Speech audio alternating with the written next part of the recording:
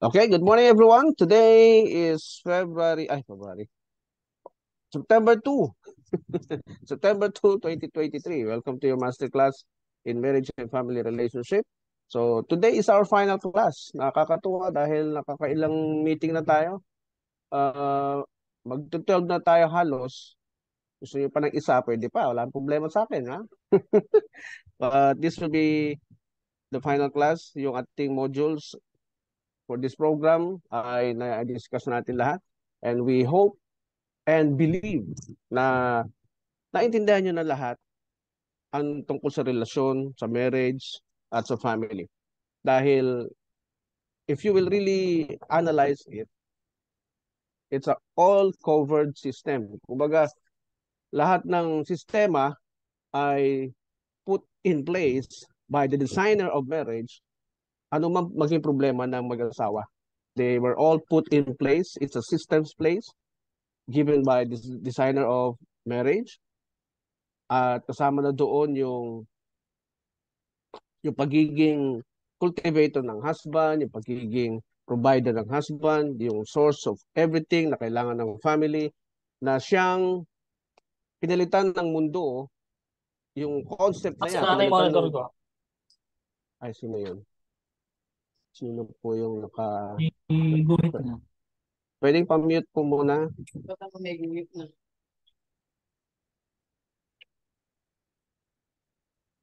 Kay Ma'am Edeline. Ayan, nakamute na lahat. Thank you. So, it's all systems place na dinesign ng ating Panginoon, ng Diyos, para wala tayong masabing excuse, wala tayong masabing rason o dahilan bakit hindi natin ito ginampanan.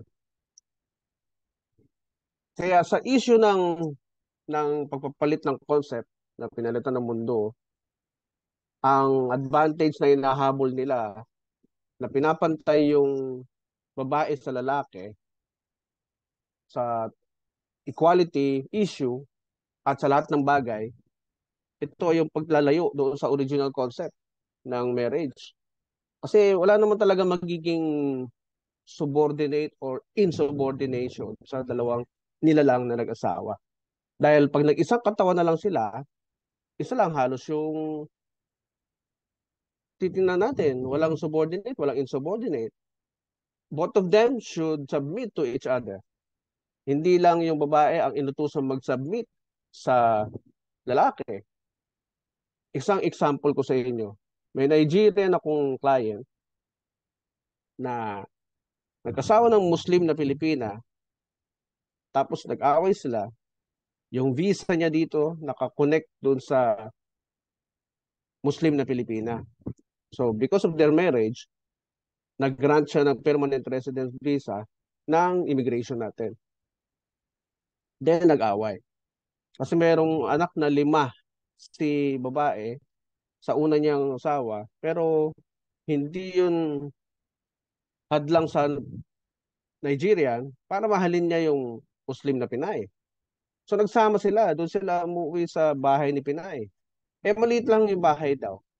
So malaking tao si Nigerian, masikip yung higaan nila, yung paa ni Nigerian, na galing to sa court, sa court proceedings, kinasuhan ng vowsy yung Nigerian eh. So nandun yung detalye, no, sa sa court proceedings, sa transcript. Pag natutulog daw yung Nigerian, umaharang yung paa, laki-laki, tapos instead na iusog nila ng maayos, sinisipa nila. So nagigising yung Nigerian. Ginagawa nila yon halos araw-araw. Hanggang sa nakaramdam ng si Nigerian, sabi niya, masyado niyo ako binabastos dito, you are disrespecting me, you are a trash, sinabi niya gano'n yung babae. Gawin niyo yan uli and I will hurt you, binantaan niya ng gano'n, ano salita. Kaya nung sunod-sunod na yung nangyayaring problema sa kanilang dalawa, argument, sabi nung Nigerian, hindi naman daw niya sinasaktan talaga physically. Words lang, words. So based on that, Paghiwalay na, nakita na nung Muslim Pinay na may iba na siyang babae, yung kasama niya na sa work, sa call center. So, kinasuhan siya ng VAUSI. So, tumakbo sa office namin, tinulungan namin. At doon sa takbo ng kaso, lumabas lahat yung totoo. Pero, dinideny pa rin ng Nigeria. Hindi ko ginagawa yan, never kong ginawa yan. Eh, sabi ko, yung anak kasi tumistigo eh. Eh no, sabi ng anak ko, sinabihan mo daw yung nanay niya, you are a trash, minura mo, tapos sinabihan mo na kung ano-ano salita. So, tumakbo ang kaso, dahil Muslim din si Nigeria, pinakasalan niya yung pangalawang Pilipina, so kinasal namin, narehistro, lumabas yung desisyon, convicted siya ng 6 years a few months ago. Then, usap kami, hindi siya mapalagay. Gusto niya magstay sa Pilipinas, ayaw niya umuwi eh. Although may kaya to sa Nigerian, he is a musician. So, umuwi siya ng bahay doon na sa bago niya asawa. Yung bago niya asawa, stress na stress, no? Dahil sa kaso na yan. Then, nung lumabas na yung desisyon, ito daw pangalawa niya asawa ay very sweet na sa mga boss nila sa opisina. Hindi na sa kanya sweet. So, humingi ng payo sa akin. Dahil mukhang maghihiwalay na rin sila. Silang dalawa nito pangalawa. So, pinayuhan ko, sabi ko, I think you have to go back to your first wife. Kasi yung first wife niya, nagpo-post ng mga, nagpo-post sa FB na pinatawad ko na siya, pero mukhang hindi siya pinatatawad ng korte. Sabi nga gano'n. Lagi nagpo-post yung babae. Sir, excuse me Pero, po. yes ma'am. Nasa screen po yata yung inyong FB, nakikita po yung conversation. Ay, gano'n? Oo nga, Opo. tika. Bakit? Tika. Oo. Ayun, yun. Stop share, yan. Hindi ko napansin. Yan. So, sabi ko kay Nigerian, dahil yung pangalawang asawa mo, eto na, nagbago na sa'yo, at mukhang naghiwalay na kayo, punta ka sa first wife mo. Mag-sorry ka, pero wala nakakaalam kahit kanino, kahit sino, walang bisita, walang guest, walang friends na nakapalibot. Mag-sorry ka lang, kahit magkunwari ka lang muna. Kasi pag nag-sorry ka, iyan ay atras niya yung kaso, hindi na itutuloy yan, at hindi na siya interesado, pakita mo lang na mahal mo, kunyari. Di ba? Napaka ano itong payo ko, no? Mahal mo, kunyari, tapos convincein mo later on na i-atras yung kaso. Sabi niya sa akin, we don't do that. Sabi niya gano'n. In Africa, we don't do that to the woman. Oh, nakita niyo yung kinalaman ng culture nila sa pag-submit sa babae. Kasi sila nahaluan na rin ng superiority mentality eh. So sabi ko, brother, your culture has nothing to do with your situation now. Sabi ko, this is your best option to save yourself from being detained. No? Ikukulong ka na eh. Kaya sobrang frustrated siya eh. Do that. Try that. But never ask anyone to witness it. Basta kayong dalawa lang. Para when worse comes to worse later on, at sinabi niya, pinagkalat niya na humihingi ka ng tawad, you can deny later on. No? It will be her word against your word. Just deny it na hindi ka nag-sorry. Di ba? The ultimate objective of that gesture is to really have the case withdrawn or terminated on the basis of the main complainant's disinterest to the case. O di babalik yung ano mo, status mo. You will have your peace of mind again. Uwi ka uli sa kanila. Pag-usapan niyo uli sa kayo titira kung hindi maganda yung environment niyo doon. Okay, ilang buwan kami hindi nagkausap after that. Then bumalik sa akin, nag-message. Sabi niya, Kuya, Kuya tawag sa akin eh, Kuya, I want a life mentoring, sabi niya sa akin. Ha? Are you serious? Kasi nagla-live coaching din siya eh. Nagla-live, ano siya eh. Nagla-live video siya, nagpapayo-payo about relationship, about life. Sabi ko, are you serious? You need life mentoring? From whom? Or by whom? Sabi ko. By you. Sabi niya sa akin gano'n. By you. Are you kidding? No, I'm serious. Sabi niya gano'n. I want to be interested with what you're doing. Kasi friends kami sa FB. Nakikita niya lahat ng activity ko. Uh, what happened after we last talked? Sabi niya, I did. I did what you told me. just like just like you said, kuya. Yung ganon. Kaya natuwa ako, ano. Ang ganda na nung ano niya ngayon eh. Ang ganda na nung aura niya. Talagang mababasa mo sa lines niya na talagang maganda na yung mood niya. Hindi na siya nag-worry. Kasi for several months na magkakilala kami niyan, basta merong frustration niyan, makikita mo sa mukha niya, sobrang down, parang bumagsak yung mundo sa kanya. Lalo na nung tinutulungan namin siya magpiyansa, yung nagpapiano siya dun sa korte. Yung thumbprint niya kinukuha sa korte habang nagpapiyansa siya. Grabe yung pag nakita mo yung itsura niya, talagang di mo akalain na may tao palang ganun na nagla-life coaching, nagla-life mentor. Here he is, siya mismo yung involved. Parang bagsak yung mundo sa kanya. Kaya natuwa ako nung mag-message na ginawa pala niya yung sinabi ko. Kakatuwa. Kaya ito yung submission na sinasabi ng ating Diyos, ng ating designer ng marriage. Pagka merong pagkakamali ang lalaki, yung babae okay naman. Kailangan pa rin mag-submit yung lalaki doon sa babae. That is the instructions of Apostle Paul. Kaya sabi niya, yung pangalawang reason, sabi sa Bible, yung pangalawang reason kung kailan ka lang hihiwalay sa asawa mo, ay sinabi ni Apostle Paul. Sino na nakatanggap ng book ko, yung libro ko? Natanggap niya na ba lahat? Sa LBC? Yes, sir. Yes, sir. Opo. Okay. Thank Yes, you. Nabasa thank niyo? you po. Yes. Thank you, sir. Pinagpasapasahan na sir ng mga counselor Talaga. sa office. Okay. Thank you, thank you. Yung pangalawang reason ay binigay ni Apostle Paul. Yung unang reason si Jesus Christ na nagbigay. Pangalawang reason si Apostle Paul. Sabi dito sa 1 Corinthians chapter 7. Pakibuksan niyo nga sa Google. 1 Corinthians chapter 7, 10 to 15.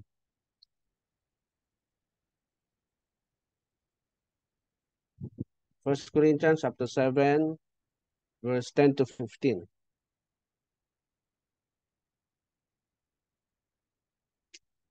Nakuha niya na?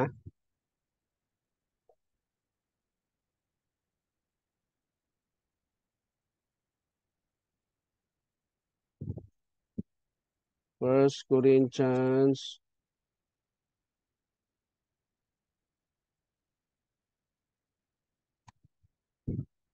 7, 10 to 15.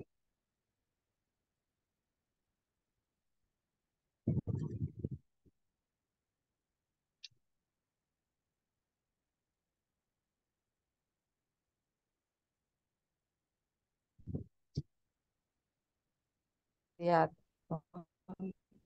Okay. To the married, tama ba ito? First NIV. Corinthians 7, 10 to 15 National Version. Yeah, NIV. New International Opo, Version. opo. Yeah. Sige, ma'am. Tuloy mo, ma'am. To the married, I give this to the married I give this command. Not I, but the Lord. A wife must not separate from her husband, but if she does, she must remain unmarried, or else.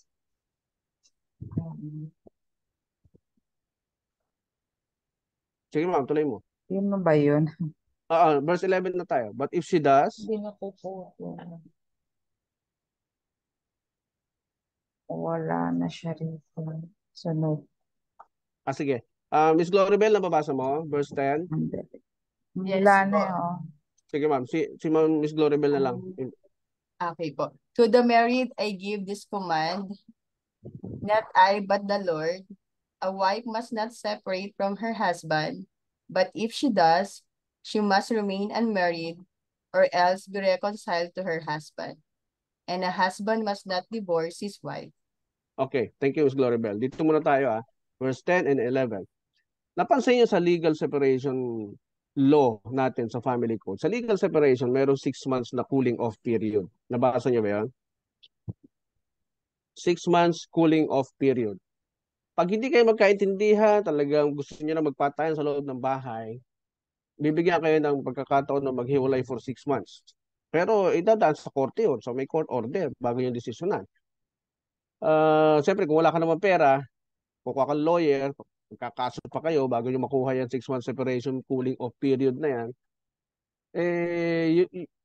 You can, some are deciding to just separate at hindi na magkita. Pero dinidiretso nila yan hanggang sa makakilala ng bagong opposite sex, ikipagrelasyon, etc.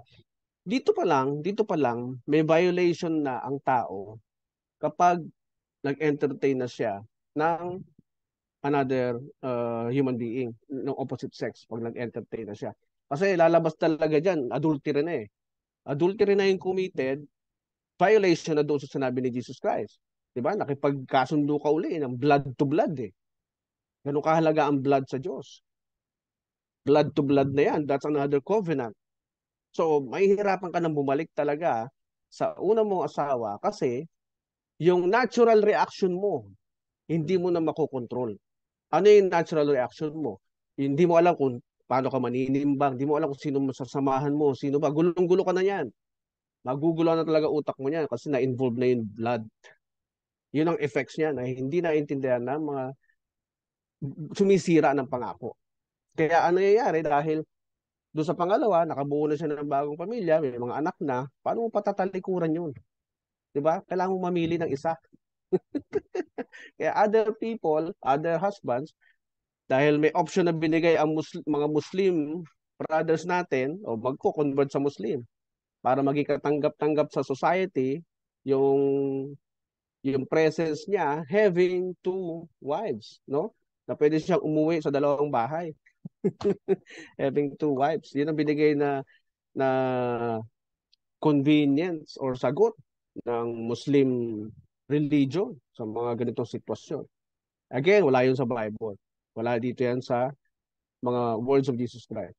Now, pagdating dito kay Apostle Paul, sabi niya, if she does, pumatol sa ibang lalaki, she must, if she does, kung humiwalay siya sa kanyang husband, siguro hindi niya nakaya, she must remain unmarried. Bawal makipagrelasyon. Kaya pinapayuhan ko yung mga kliyente namin pag kami ganitong problema na nakikita pa namin na pwede pang ayusin, magtiis, wag kang magpapaligaw, wag kang mag-entertain ng suitors, wag kang makikipag-date. Yun ang pinapayo namin. Kagaya ng isang nanay sa San Pedro na bagong panganak lang, 4 months old pa lang yung baby, talagang magulo na yung kanilang pagsasama, hanggang sa pinalayas niya yung husband kasi bahay nila yon ng parents niya. Sabi ko sa babae, do not entertain suitors. Wait for your husband na bumalik sa katinuan at maiayos niya ang kanyang sarili. Kaya yun naman talaga kasi ang sabi dito. Or else, be reconciled to her husband. And a husband must not divorce his wife. Hindi po pwedeng iwanan talaga. Okay? Number 12, verse 12. Ma'am Gloribel, tuloy mo. To the rest I say this, I, not the Lord, if any brother has a wife who is not a believer, and she is willing to live with him, he must not divorce her. And if a woman has a husband who is not a believer, and he is willing to live with her, she must not divorce him. For the unbelieving husband has been sanctified through his wife, and unbelieving wife has been sanctified through her believing husband. Otherwise, your children will be unclean, but as it is, they are holy. Okay. To the rest, I say this, not I, not the Lord. Sabi niya, sa kanya to. Kung mayroong kapatid or brother na may asawa pero hindi naniniwala, believer na to, believer in God. And she is willing to live with him. Willing naman daw sumama yung babae sa kanya kahit di naniniwala sa Diyos, he must not divorce her. Wag daw hihiwalayan yung babae. Kapag naman yung woman has a husband who is not a believer, kung baligtad naman daw sitwasyon, yung husband naman hindi naniniwala sa Diyos, pero yung babae naniniwala sa Diyos, and he is willing to live with her, willing yung lalaki na mabuhay kasama siya, she must not divorce him. Intindihan nyo? Yan din yung instruction ni Paul sa mga babae. Kahit na hindi naniniwala sa Diyos, yung asawa mo, yung lalaki, huwag mong ihiwalayan. Bakit? For the unbelieving husband has been sanctified through his wife. Ibig sabihin, yung paniniwala mo ay pwede mong dahan-dahang maituro sa husband mo, dahan-dahan mong ma-influence ang husband mo sa paniniwala mo sa Diyos. Okay? Has been sanctified through his wife. Kaya necessary pa rin sa babae na i-share mo sa lalaki, sa asawa mo, yun nalalaman mo mga bagay tungkol sa Diyos. Paninindigan mo tungkol sa Diyos. Huwag kang manghina dyan. And the unbelieving wife has been sanctified through her believing husband. Kung baligtad naman ang sitwasyon, yung babae hindi naniniwala, yung husband na naniniwala sa Diyos, siya yung magdadala, magkukonvince sa babae na maniwala din sa Diyos. Ito ang binigay sa akin ng Diyos. Ito ang buhay na binigay sa akin. Kundi dahil sa Kanya, hindi ako magkakaroon ng direksyon sa buhay. Something like that.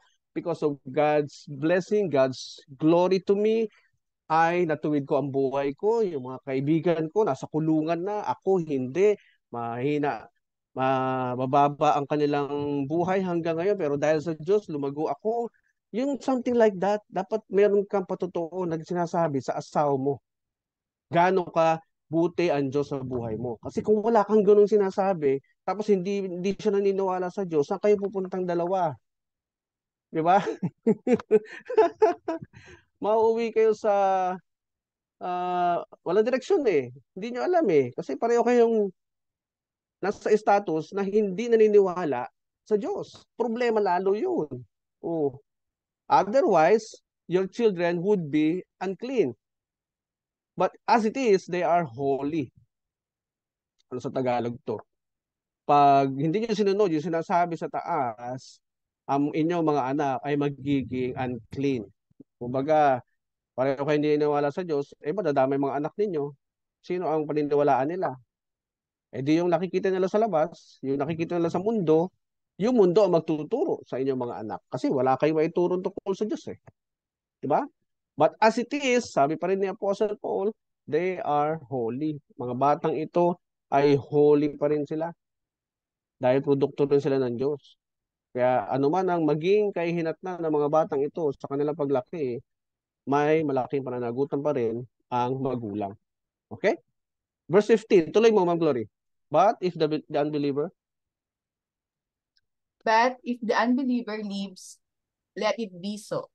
The brother or the sister is not bound in such circumstances. God has called us to live in peace. How do you know, wife, whether you will save your husband?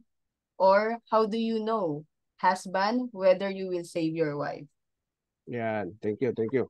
Kung umalis yung isa, yung hindi naniniwala sa Diyos, let it be so. Sige, hayaan natin, umalis eh. Ayaw maniwala sa sinasabi mo, let it be so. The brother or the sister, yung asawa mong yon, is not bound in such circumstances. Kumbaga, ikaw mismo na naniniwala sa Diyos ay wala kang kasalanan kasi siya yung pumili eh. Pinili niya na hindi mo maniwala sa Diyos. So, umalis na lang. Ayaw mo maniwala sa iyo. Umalis. Iniwanan ka. Hindi ka papapanagutin kasi siya yung nagdesisyon. Hindi ka papapanagutin dyan. It's not bound. Sabi niya, God has called us to live in peace. Pinili tayo ng Diyos para mabuhay tayo sa kapayapaan. Kasi sufferings ang ibibigay sa atin nun, di ba?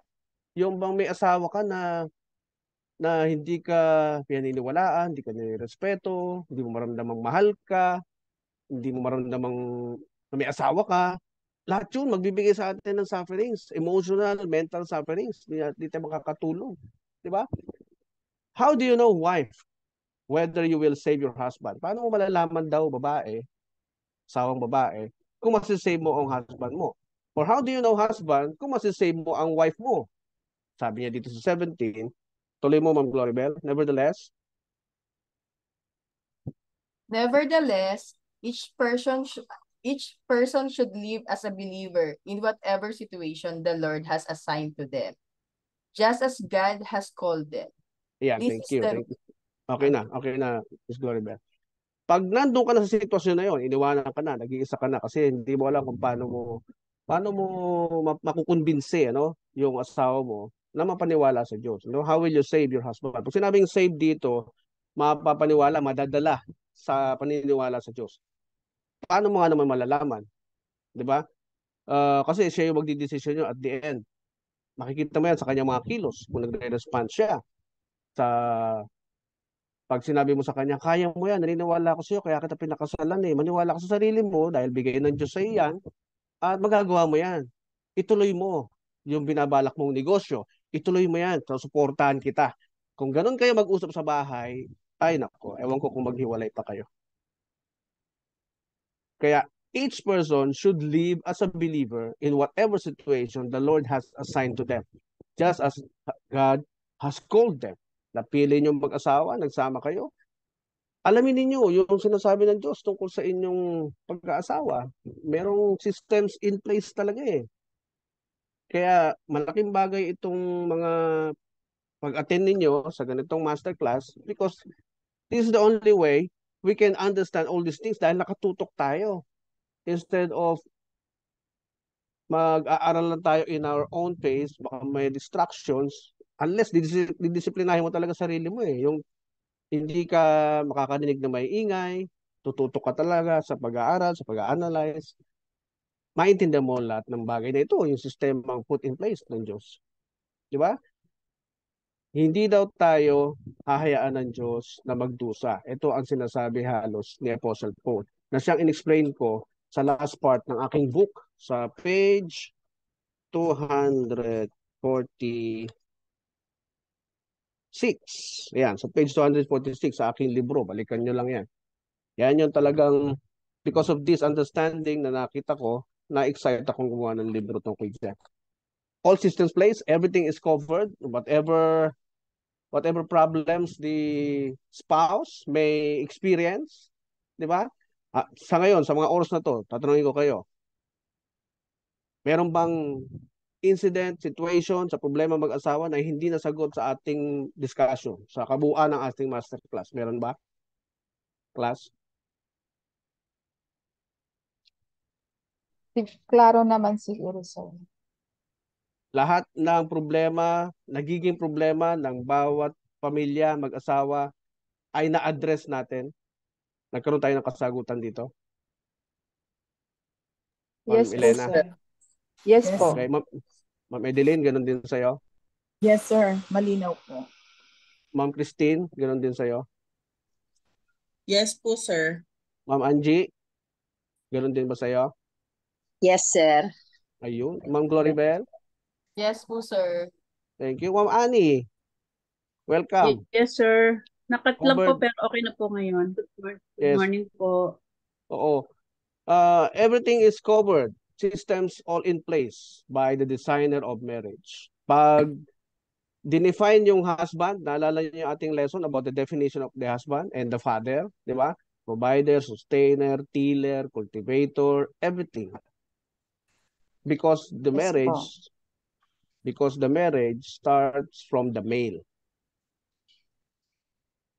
Kaya sa tagal ng aming pag-o-observe sa lahat ng weddings na ino-organize namin, babae lagi yung excited, no? Excited sa wedding day, sa babae yung laging detalyado sa wedding. Sila yung talagang tutok diyan because whether handa man o hindi ang babae, nakasalalay sa lalaki na siya ay maging full-fledged mother, full-fledged wife. Nakasalalay sa lalaki yan.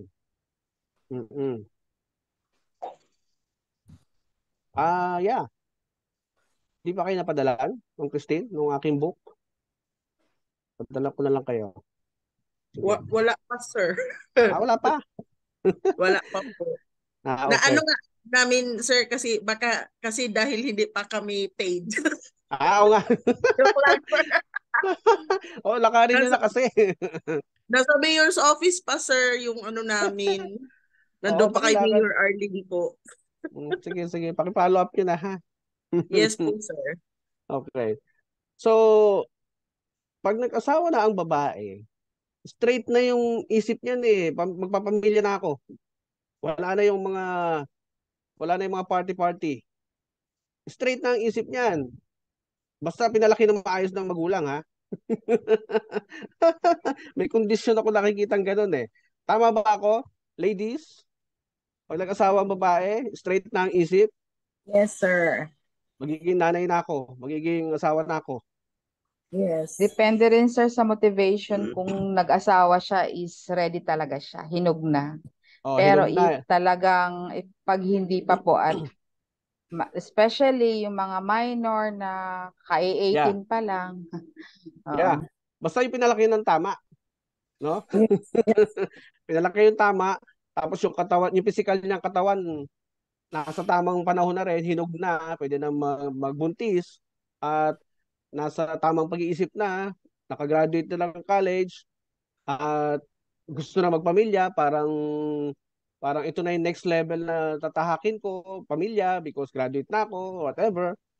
Pag yan pumasok sa pag-aasawa, nakita namin, naobserbahan namin.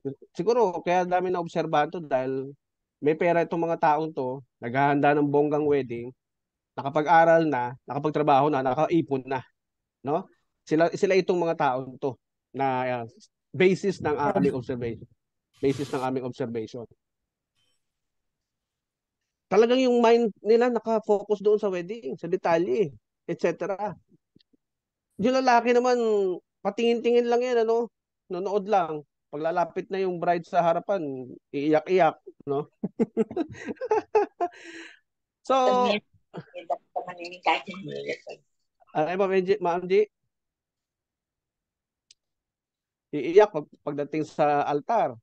Tapos kikis sa parents, magulang, ayan.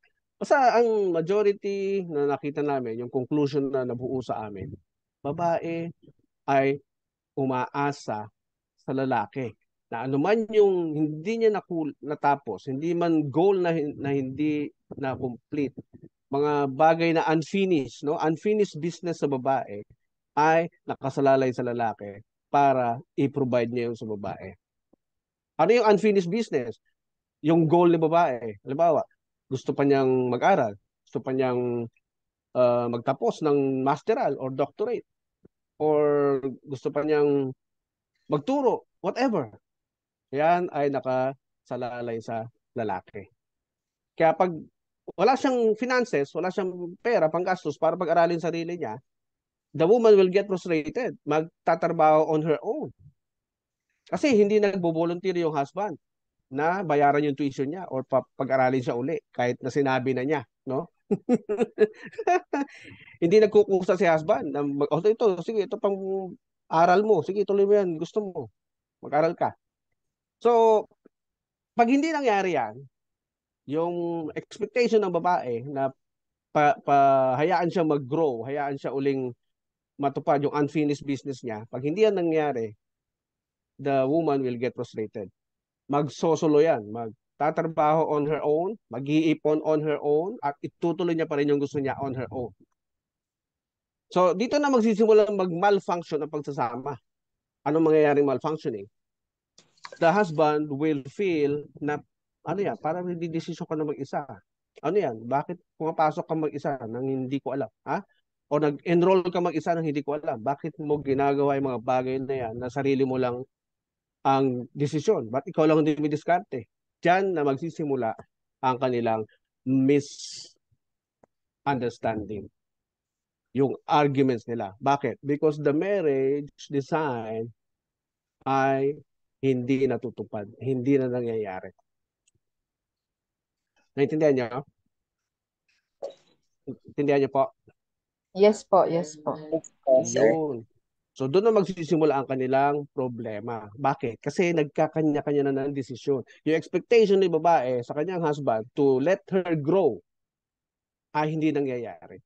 Kasi dalawa kayong parehong may parehong born leader, dalawa kayong may kapasidad to grow higher, to fly higher, parehong gustong kumawala at lumipad, ay hindi nangyayari. Hindi nagaganap. Naka-built in sa katawan natin yan eh. That we are born leader and we'd like to fly high, we want to fly high or higher. Gusto natin matupad yung magandang buhay na naka-implant, naka-template sa ating pagkatao. Kasi nga yun ang sinabi ng Diyos eh.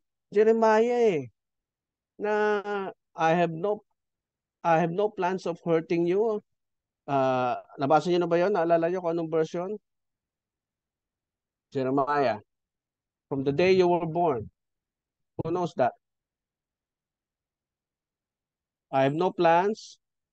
I have no Plans to plans. prosper and No to plans to grow. prosper. Yan. To grow.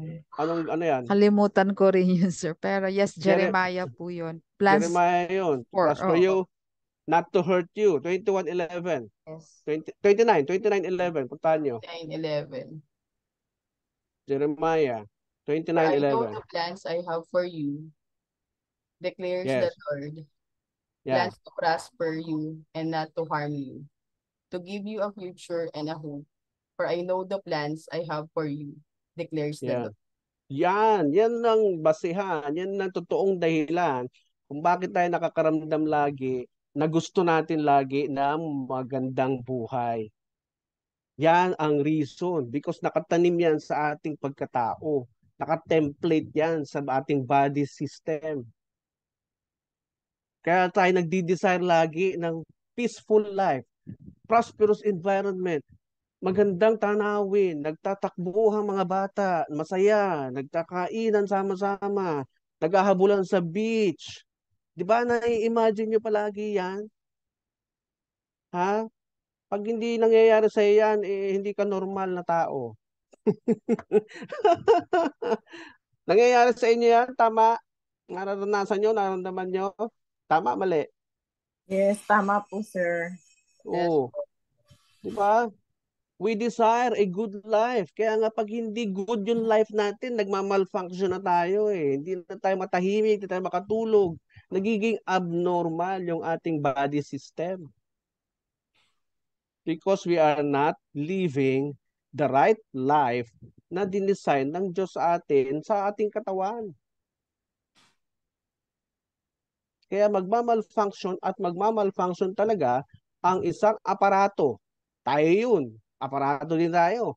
Aparato na hindi natutupad ang design. Di ba? Ang isang refrigerator, ang purpose niyan ay para magpalamig at magpatagal ng pagkain. Subukan mong magpasok ng maiinit na bagay dyan sa refrigerator mo. Ewan ko kung di mag-malfunction yan. Di ba? Parang ganun. That principle, use the product according to how it is designed.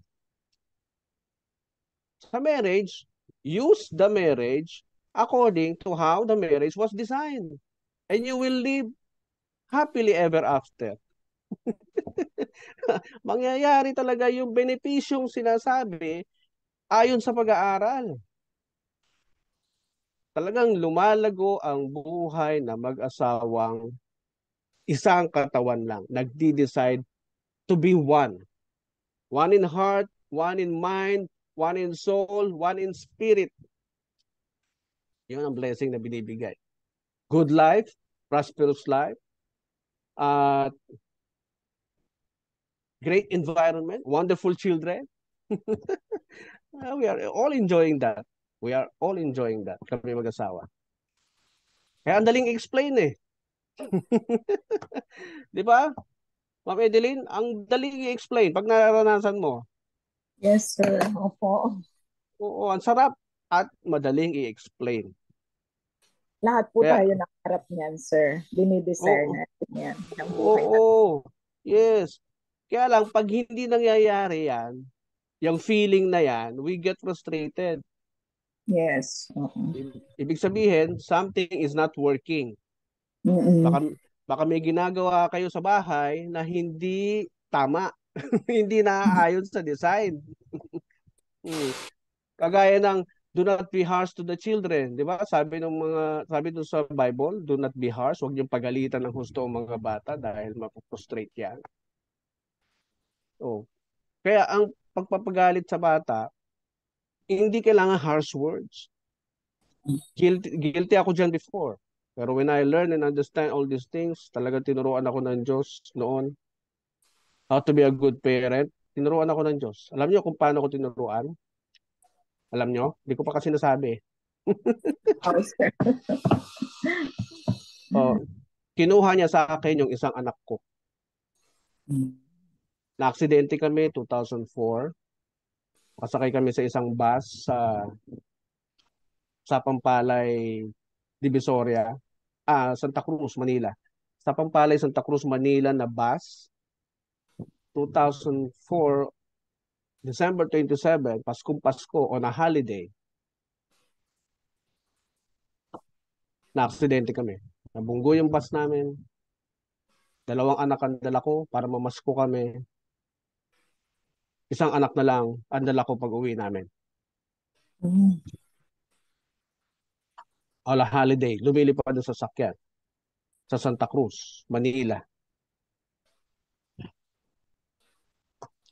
Kasi before that accident happened, ang dami kong frustration sa buhay, puro lang ako reklamo sa buhay, puro lang ako sisi sa Lord, sa binigay sa akin ng buhay.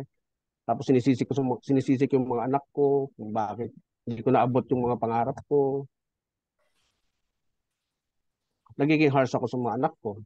Sa kanila ako laging mainit ang ulo. Nasasaktan ko sila minsan. So, nung one day, while I was a bishop sa Mormons, umuwi ako ng bahay from work. Madilim yung subdivision namin eh. Habang nilalakad ko sa pauwi, from gate to the bahay, phase 2 kami. From, nilalakad ko yan from the gate hanggang bahay namin. That takes me about 20 minutes walk. While walking, sa gitna ng dilim, itinan ko yung mga bituin. Sabi ko, Lord, nakakainip naman itong buhay ko. Nagsabi ako ng challenges, no? I need challenges. That time. You know what happens next after 3 months? Tanggal ako sa trabaho. Magpapasko yun. Magpapasko. Tanggal ako sa trabaho. The following month, na-aksidente kami. Doon ko na realize na hindi talaga maganda na merong mga negatibo at lason sa ating kaisipan. Tapos sinabi pa natin, nature is listening. Nature is listening. Don't forget that. Kaya yung hiningi kong challenges, binigay niya. Binigay niya after 3 months.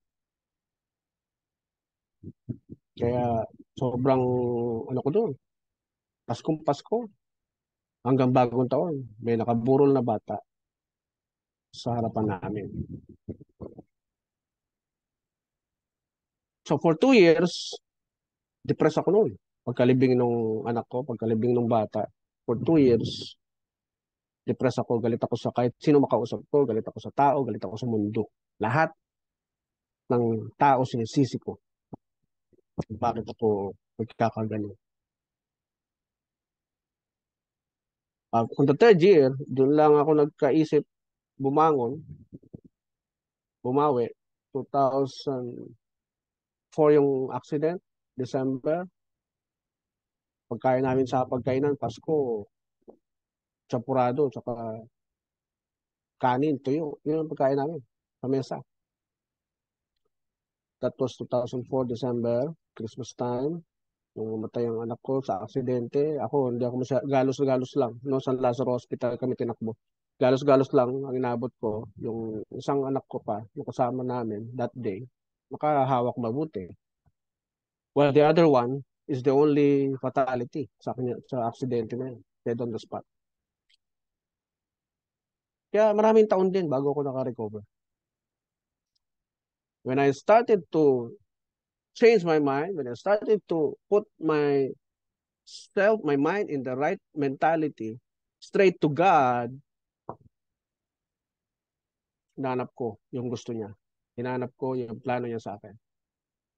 Kaya nung mabasa ko yung Jeremiah na yan, hindi naman pala kasama sa plano niya talaga na tayo magdusa, maghirap, mapa-single man o mapa-married person tayo. Hindi kasama yan. For I know the plans I have for you, declares the Lord. Plans to prosper you and not to harm you. Not to harm you. Plans to give you hope and a future. Kaya pag Diyos ang nagsalita sa Bible, we should not doubt. We should not doubt. Kasi yung doubt, galing yan sa demonyo. Alam niyo ba yan yung style na ginawa ni Satan para magduda si Adam and Eve sa kanilang nalalaman tungkol sa Diyos? Sa kanilang kautusan? Yun lang naman eh. Wala silang alam na dumi or anything unclean on earth. Wala silang alam. Ang alam lang nila, meron Diyos na nag-create sa kanila at nagbigay ng lahat ng pagkain sa kanila sa garden. At ang instruction, wag hipuin yung nasa gitna. Yun lang ang nalalaman nila, hanggang dun lang. To work, to take care, and protect the garden. Yun lang ang alam nila. Wala silang doubt for anything. Wala silang iniisip na, uy, may tao ba sa ibang lugar? Or may mga, ano ba doon? May mga masasamang tao ba doon? They don't have any thought of that. Until one day, nilapitan sila ng ahas. You know the story, di ba? Totoo bang sinabi ng Diyos sa inyo? Yun ang unang word ni Satan sa kanila. Balikan nyo, Genesis chapter 2. Verse 3. Verse 3 yan. Sinapitan si Eva ng ahas. Totoo bang sinabi ng Diyos sa inyo na huwag niyong ihipuin ang punong niya, ang prutas ng punong nasa gitna? Sabi ni Eva, alam niya yung instruction kahit wala pa siya. It only means sinabi ng lalaki sa kanya. At sinabi ni Apostle Paul later on sa New Testament na your husband is your teacher. Kaya sinabi ng lalaki sa babae ang instruction ng Diyos. Na magtataka ka, bakit si Eva yung nilapitan ng ahas, samantalang si Adan yung kinuhanan ng aksyon? Pag-iisipan mo talaga to. There must be a reason behind. Dahil alam ni Satan na ang babae ay emotionally created. Emotionally created ang mga babae. Kaya may tendency ang babae maging maingay because they will always say what they feel. Kaya pag frustrated yan, maingay yan. Talagang ilalabas nila bawat nararamdaman nila. Kaya yung lalaki, pag hindi naintindihan yung design ng babae, sasabihin ng lalaki, hindi kita maintindihan, ang gulo-gulo mo. O, kasi pag nagmamalfunction na ang babae, puro pangit yung lalabas sa bibig niya. Kasi yun ang nararamdaman niya eh. Hindi siya natutuwa eh. Kaya hindi pwedeng malungkot talaga ang babae sa marriage. Kailangan sa babae sa marriage, laging happy, laging masaya. Para yung nararamdaman niya, puro maganda rin yung lalabas sa bibig. Nakikinig ba mga husbands niyo? Ha? Tama, sir. Tama po. Oo. Sana nakikinig mga husbands niyo ngayon. Hindi pwedeng malungkot ang babae sa bahay. Makukonsumi ka lang, husband, sa maririnig mo. May ingayan ka lang. Okay? So, Magkatabi lang yung dalawang yan, si Adan at Eva sa Garden of Eden, magkatabi. Nandun doon sa chapter 3, balikan nyo. Bakit si Eva yung in-approach? Alam niya kasi na magiging challenge sa kanya pag si Adan yung nilapitan niya. Bakit? Because the male are designed to be logical. Maaalala kagad ng lalaki yan at paninindigan niya yan. Teka muna, inutusan ako ng Diyos eh, wag hipuin eh. Pero dahil ang babae ang nilapitan, yung description ni Satan sa prutas, nagniningning, kumukutita, yummy, na ang sabi pa nga doon sa Bible ay katakam-takam sa paningin, no? Katakam-takam, patukso-tuksong kainin. Oh, ayun, bumigay si Eva. Wala pang nangyayari, no? Nung kinagat na ni Eva yun, wala nangyayari. Pero nung inabot na, binigay na ni Eva yung prutas sa husband, nakatabi lang niya. Sabi doon ha, katabi lang niya. Doon na nagsimulang may mangyari. Sabi nga ng mga historians, mga Bible scholars, nung maganap daw yung pagkagat, merong recorded history na kumulog, kumidlat. Kaya doon nalaman ng Diyos, no? Sinuway ang kanyang utos. At nakita ni Adan na palakad-lakad ang Diyos sa garden. In the cool of the day, sabi ni Adan, sabi ng Diyos, nasaan ka? Sabi ni Adan, nagtatago po ako. Basahin niya, balikan niyo paano naging ano ang naging transpired dun sa incident na yan. But the truth is, here's the design of marriage na mag-work lang sa environment of God. Garden means order. Sa Hebrew, it means order, kaayusan. Ang isang garden na matataas ang halaman, hindi pantay-pantay, may mga bushes, disorder ang tawag doon. Garden means organized, maayos na environment. And that's how marriage was designed, inside the Garden of Eden. And Eden means spot, a spot on the earth where God and the human beings are together. Yun po ang tunay na meaning niya. Garden of Eden. The spot on the earth where God and the human beings are living together in an organized way. Okay? Natutuwa ba kayo sa inyong mga natututunan ngayon? Yes, sir. Ang ganda. Now, everything is making sense. Di ba? Yes. Oo. Ewan ko na lang kung magka-problema pa kayo sa pamilya nyo ngayon.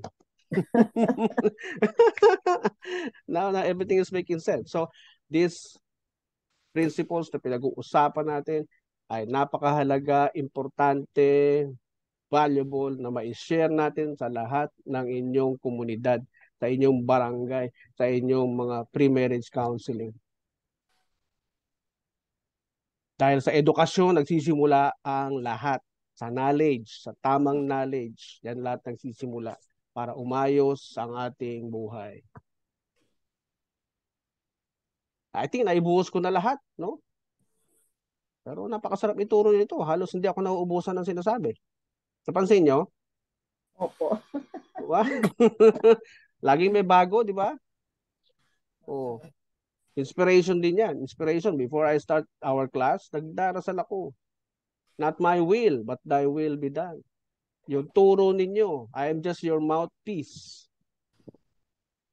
Kaya may mga bagay ako nasasabi minsan na hindi ko napag-aralan eh. Nagugulat na lang ako eh. Oh. Basta nabasa ko lang ito. Yung explanation sa Diyos na nanggagaling. Kaya nagugulat ako. Nung magsimula akong gawin to, lalo na nung pandemic, nung magsimula akong mag-program sa Leader News Philippines, yung Papa Angelo The Life Mentor Show. Nagugulat ako. Sa mga lumalabas. Pagka-inspired ka ng Diyos, ay nako, ewan ko. Kahit ikaw, gugulat ka. Nasasabi mo mga bagay na hindi mo naintindihan before, pero bigla mong naintindihan nung ini-explain mo na. Try nyo. Ma'am Edeline. Wisdom from God, yes, sir. Yeah, iba talaga, grabe. Iba. Talagang nung tinuwid ko yung buhay ko, talagang free flowing, no? Free flowing, unlimited yung wisdom. Oo, parang kape na unlimited. Free flowing. Oh, break muna tayo 5 minutes. Ma'am Elena, before we go to your report. Yes po, sige sir. I-screen share ko. Gusto mo nang ituloy ngayon? Hindi, sige, i-try ko lang po muna, okay Sige, lang. sige. Pero ma'am, Sige. after 5 minutes, sandali. Sige, break muna tayo class. CR break. Naka-disabled po eh. Sige, sige, ma'am. CR break Para or water break. Pwede ka na mag-share, ma'am. Hindi na.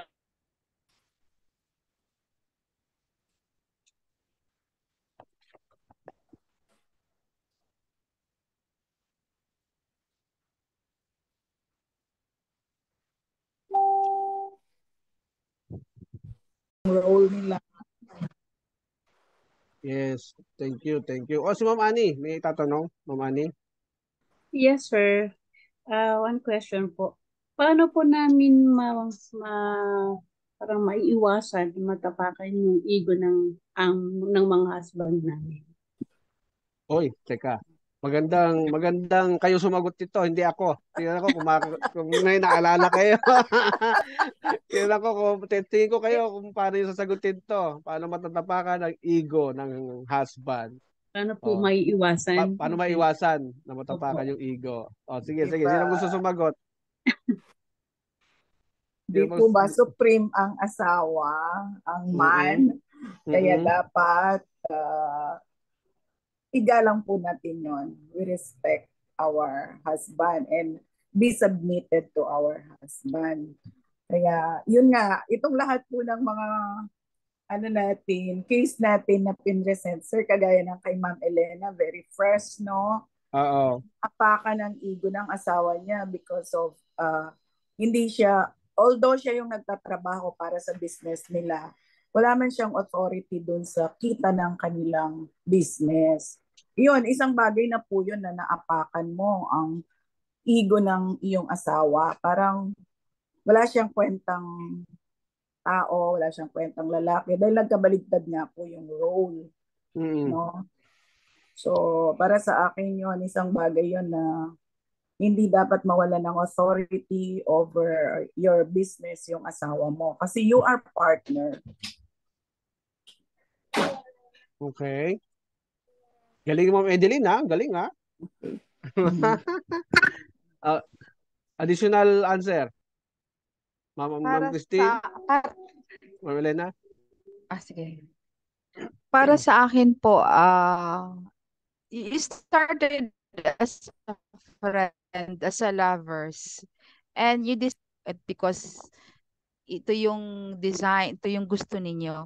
So balikan lang lagi yung love ninyo, and then ipaliwanag in a very respectful manner, in a very good ambience, yung mag-date kayo, and then you discuss things na hindi ka comfortable with your partner. And then kilala naman ninyo, kayo naman magkasama 24/7. Siguro pag kilala mo yung partner mo, alam mo yung weakness, alam mo yung weakness mo, alam mo yung, and with that design, with sa mga natutunan natin dito, I think dahan-dahan ipaprocess natin na hindi rin natin, paano natin papaintindi na sa partner natin na hindi siya na maging i-ready muna, kumbaga i-ready muna natin siya dahan-dahan. And then pag yung tamang environment, tamang mood, tamang lahat, napaliwanag natin yung ano yung gusto natin, na hindi naman ganun na intentional. There's no intention na natatapakan natin yung ego niya, but sometimes mag-leveling lang talaga yung mag-couple. Mag-leveling lang. And then out of love, out of respect, I don't think na walang mangyayaring tapakan ng ego. Basta yung original lagi nga sabi, if yung partner natin is not iba yung income, sa income mo, iba yung alam mo yon, hindi na naman siguro magiging issue as long na hindi mo i-over, hindi ikaw yung magde-decide sa lahat dahil mas malaki income mo, hindi ikaw ang masusunod. I mean, tama ba? Despite of the income, as long as nakikita mo na yung lalaki is siya pa rin yung tinitingnan natin na may final say doon sa problema sa family at hindi tinitingnan yung kita, I think.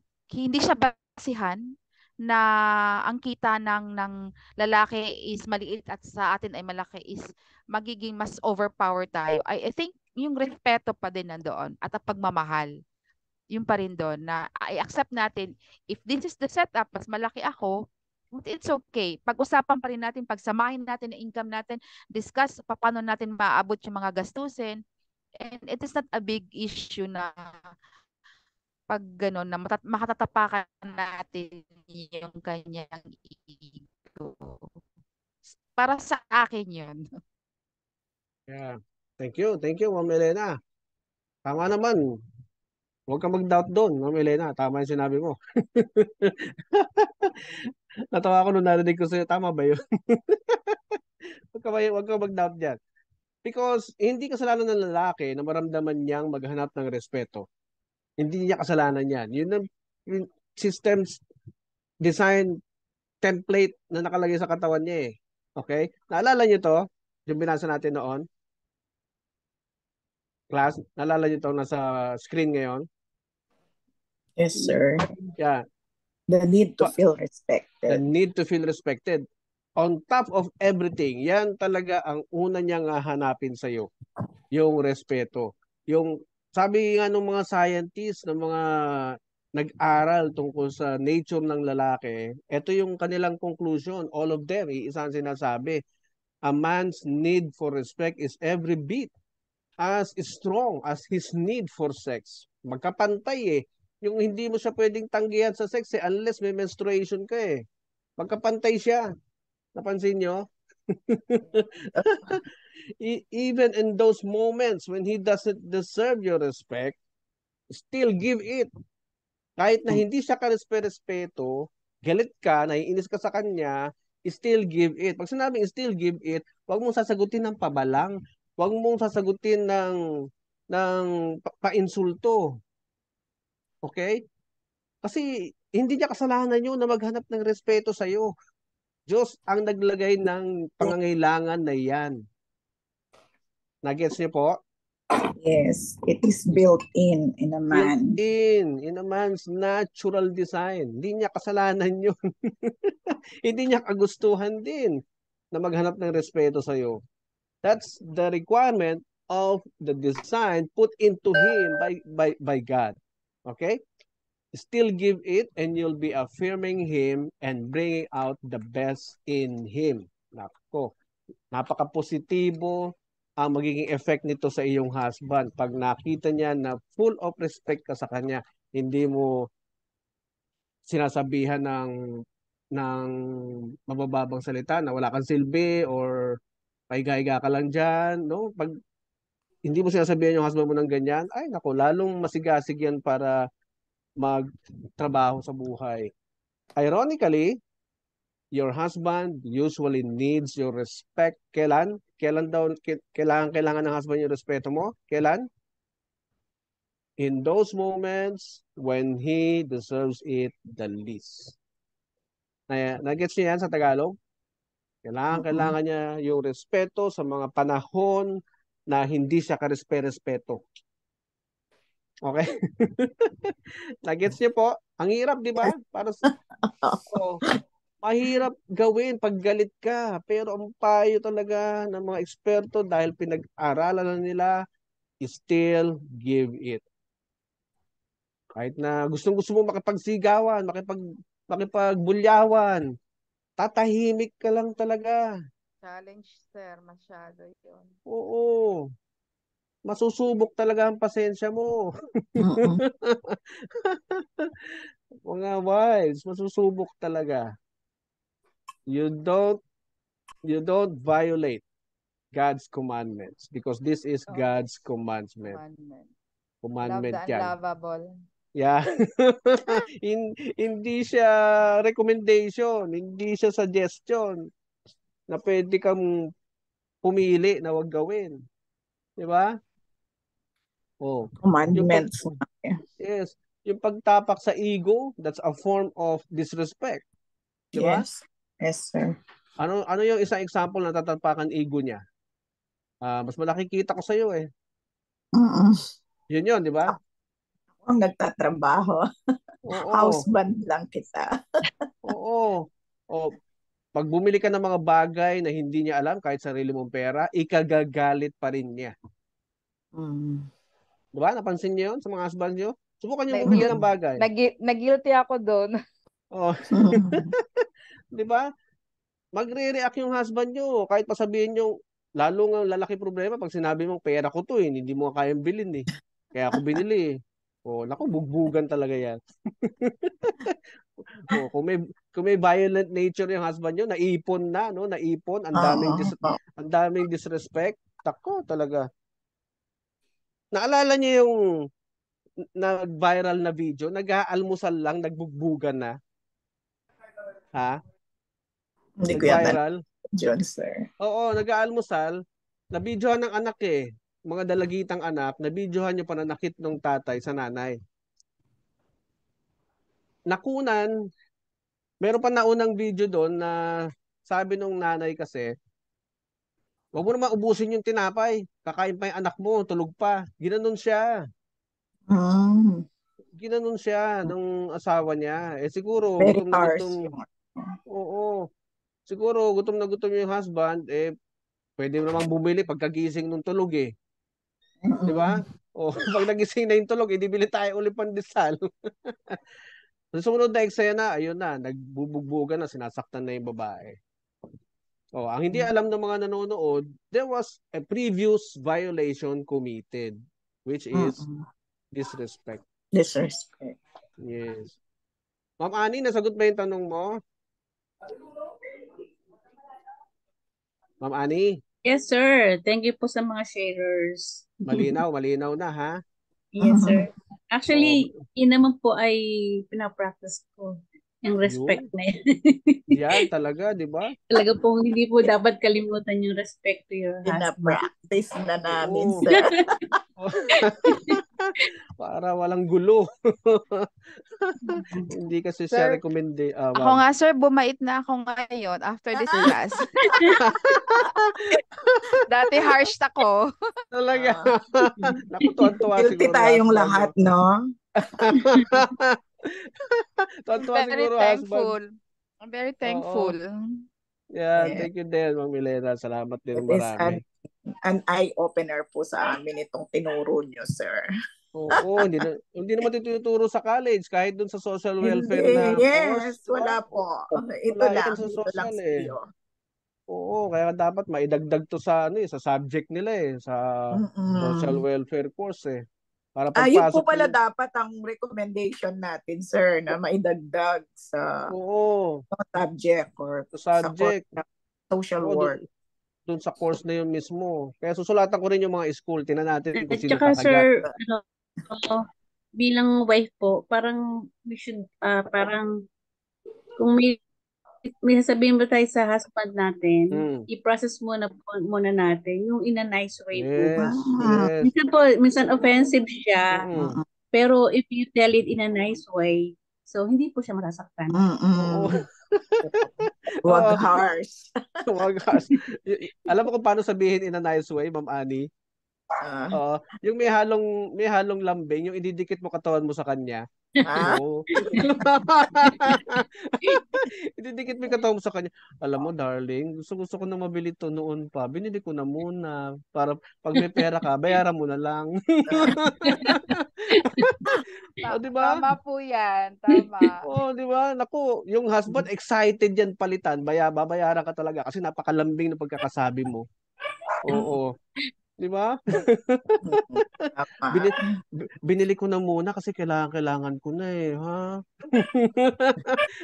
Oh, tapos may halong kiss pa. Oh, kiss muna diyan. Alam ko naman babayaran mo uli ito eh. Oh, kiss nga. Ewan ko na lang kung hindi bayaran ng husband mo 'yan. Oh, merong paraan talaga for everything. Okay? Edeline? Yes, sir. Yes, sir. So it's lunchtime na. Nako, let's call it a day. Salamat po sa inyong pakikinig, sa inyong attentive participation. Napakaraming pasasalamat ang gusto ko rin ibigay sa inyo dahil alam kong ikakalat niyo ito sa inyong pagtuturo sa inyong komunidad. Yan. Thank you, sir. Thank you very much po. Yan. God bless. I hope and Thank pray. you. Thank you. You are more confident now in teaching that. Yes. Yeah. Ma'am Christine, any feedback sa ating class? For today, sir, very informative po siya. Actually, sir, every Saturday naman po na klase natin, mas nagdi-deepen po yung understanding namin doon sa mga tinuturo ninyo, sir. So, we're very thankful po actually doon sa mga natututunan namin every Saturday. Thank you po. You're welcome. Kaka-excite, di ba? No. Ma'am Gloribel. Ikaw naman, ma'am. Sir, ayun sir, so every session po, every Saturday, mas nare-realize ko po yung lagi niyo sinasabi na from the beginning. So why na kailangan mag-backtrack tayo, i-base natin, i-consider natin yung from the beginning na dinesign po ni Lord para sa marriage. Yes, thank you. Nagkaroon na po ako ng deeper understanding na why should we go back there. Yes, thank you. Thank you. God bless you sa iyong future undertaking, Miss Gloribel. Thank you po, sir. Yeah. Ma'am Angie, konting feedback, Ma'am Angie. Tapos Yes, picture sir. taking tayo. Ma'am Angie. So kailangan po sa marriage yung love and respect po sa ating asawa ay hindi nawawala. No po, Yes. sir. Payabungin po natin yan at saka yung open communication po. Kailangan po yun. No po. Yes. How to communicate properly. No, Opo. pag-aralan din. How to communicate properly. Thank you, Ma'am Angie. Yes, sir. Ma'am Annie, kumusta po ang iyong journey? Feedback to our masterclass? Actually, talagang marami kong learning sa ating mga discussion. Especially po kasama ko po ang mga expert na po in terms of sa kanilang field ng work. Kasi ang dami po nilang sharing, especially po si Ma'am Elena, at si Ma'am Edley. Talagang marami pong sharings po silang, marami po ako natututunan sa mga sharings po nila. So marami pong salamat po at ako'y napasali sa masterclass na ito. Yan. I hope you become more confident now, in handling marriage and family cases someday. Oh, i-test mo yan by encouraging your colleagues to come to you for counseling. Matitest natin yan dyan. Oh, Ma'am Edeline, final yes, feedback. Sir. Good afternoon po ulit sa lahat bago tayo mag-end. Yeah. Actually, sir, talagang hindi po siguro by accident na nandito kami para matutunan po namin lahat ng itinuro mo. Actually, totoo po yun, hindi namin natutunan sa college yan, sa school. Yeah. Kaya parang kami yung kauna-unahan po na doon I'm very much thankful. Una sa Panginoon, pangalawa kayo ang ginamit niya, no? And actually, sir, by Monday, may ako, resources speaker po ako sa VAUSI. Ito na, maya apply ko na to para yung VAUSI na ginawa nilang batas na to. Mayroong mga advantages, meron siyang disadvantages now na natutunan namin ang mga ito po sa iyo dito sa marriage and family relationship. Marami. Pwede po pala nating maisalba yung mga naghihiwalay na mag-asawa para para po ang mga bata hindi sila yung losing end. Yun Yes. po. Kaya thank you very much, sir. Sa Yes, you're welcome. Thank you, Ma'am Edeline din. Thank you. Ma'am Elena. Very thankful, first yes to God, and then sa LGU for paying my tuition. So, and Yes. most especially, very thankful po kami sa inyo ni Doktora for sharing your knowledge, additional wisdom sa amin, and rest assured po na lahat na natutunan namin ay sasabuhay, gagamitin sa araw-araw na ginagawa bilang pre-marriage counselor, especially sa mga would-be couple. So para mas maihanda po talaga sila sa panibagong yugto ng buhay na papasukin nila. So thank you po sa lahat, and sa other kasama ko po, classmate ko rito, dami ko rin po sa inyo nakuha mga experiences. So I'm very, very thankful po. At happy po ako sa the whole time na nagkaklase tayo. Miski online, miski nawawala-wala minsan yung net. Pero thank you sa mga recorded. Pinapakinggan ko yung mga recorded na sinisend po ninyo para ma-review. Yung mga namimiss ko po na mga sharing pag nagdo-down yung internet namin sa bahay. So, thank you po sa lahat. At sa books na sinend ninyo. Opo, you're welcome po. Pang final closing ko sa inyo before we end. Napansin nyo ang lalaki laging dinidesign na malaki kesa sa babae? No? Laging malaki yung bulto ng lalaki kesa sa babae. At we feel very awkward kapag nakakita tayo ng magkasintahan or mag-asawa na mas malaki yung babae. No? Yes. We feel very awkward. Bakit? Sir, parang natamaan ako doon, sir. Hindi ko alam yan, sorry. We feel very awkward kasi alam natin deep inside ourselves, our inner being, na merong design na hindi tama. No?